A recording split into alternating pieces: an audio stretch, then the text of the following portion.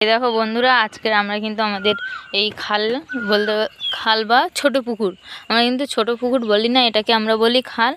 আর যেহেতু বড় পুকুরে জল ছিল না বলে বাবা এখানে ঘাট বেঁধে দিয়েছিল। দেখতে পাচ্ছ ঘাটটার কি অবস্থা হয়েছে। এই যে আজকের এই ঘাটে বসে কিন্তু এখন আর কোনো কাজ করি না পড়ে যাওয়ার ভয়ে। এখন বড় পুকুরে জল হয়ে গেছে, ওখানেই সমস্ত কিছু করি। আর আজকে এসছি এই পুকুরে মাছ ধরবো বলে। এই দেখো, এই যে চার করে নিয়ে এসছি, বড়শি নিয়ে এসছি।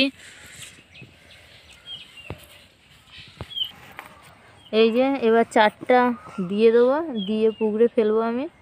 এই দেখো, আর আমার সাথে সাথে কিন্তু আমার মেয়েও চলে এসছে।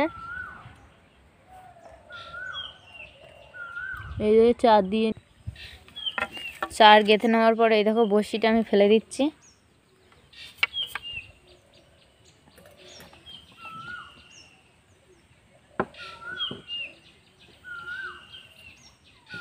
মাছ পড়েনি, দেখতে পাচ্ছ ঠাকমা কিন্তু মাছ তুলেছে কত বড়। দেখো এটা হলো রূপচাঁদ। এই ঠাকমা এখানে এসে ফেলতেই কিন্তু পড়েছে।